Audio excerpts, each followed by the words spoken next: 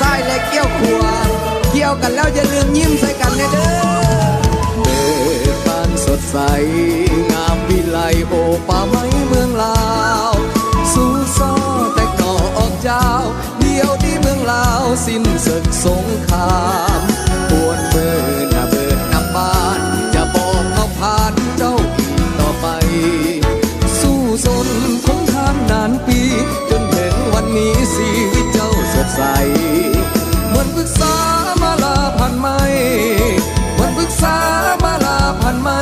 แต่การกิ่งใบประดับเมืองเราให้สวยงามเจ้าจะเป็นล้านนาที่แค้นใส่ฟอนลำแหนแอนอ่อนฟอนล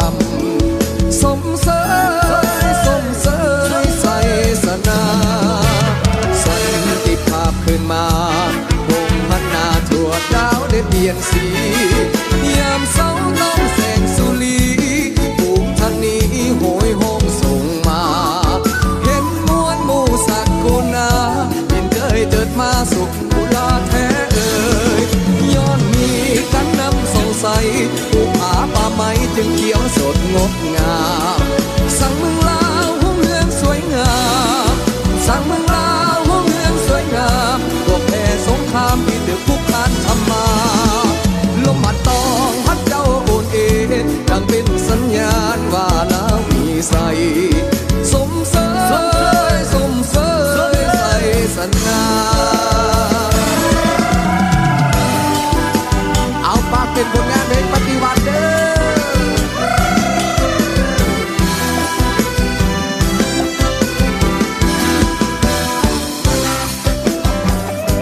ใครที่เข้าสู่วันสำคัญของชาติลาวแล้วเนาะ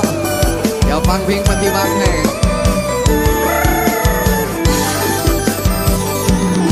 เสียงเสนีของตามไทยดีป่าเข้าสูงเนินค่ายดังเสียงของน้องเฮียเอิญเอิญสั่งอายยามไปแนวหน้า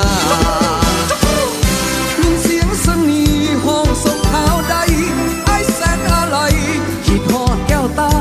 อยากกลับขึ้นมาหาดวงสมรยอมทุกข์ยอมทนแต่ศาสตร์ของตนคนมานก็ขี่เลือกความหาก็หักเต็มที่แต่เดี๋ยวนี้ต้องใจกันก่อนจะหักจะห่วงพุ่มพวงเพียงใดต้องตัดสินใจห่างไกลงามงอนเมื่อทราบถาวรจะย้อนคืนมา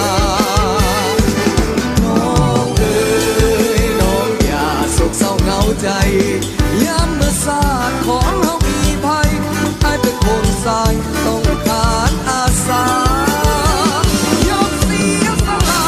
เพื่อศาสตร์สู้จนคอขาดเพื่อศาสตร์ภาษา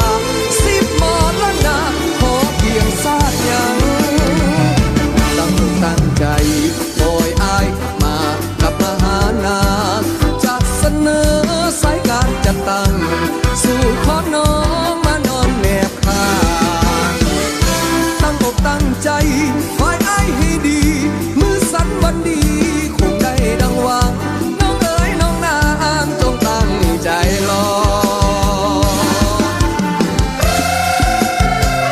เอาเกี่ยวกับอีกกันเด้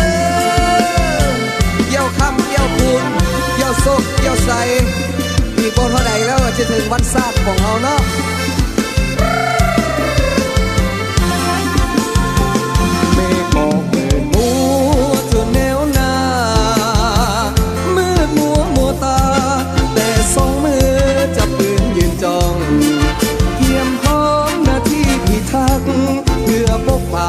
ภาษาพี่น้อ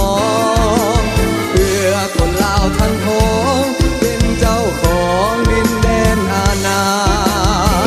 แนวนาดงนาก็เว้าห้อง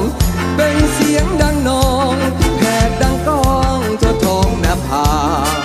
ฝูงนกสกุณาจะเว้าสัตว์ตุเขาย่ำยีเข็นขาสร้างกรรมทำโทษภาษาภาพเต็มตาแค้นอังหัวใจส่งเสียงเพลงแทนกา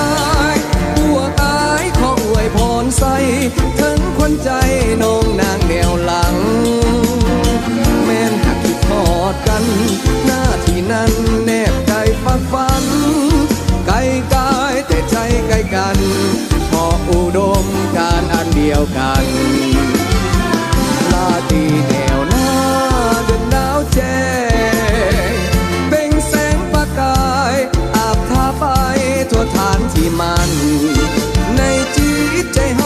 ซื่น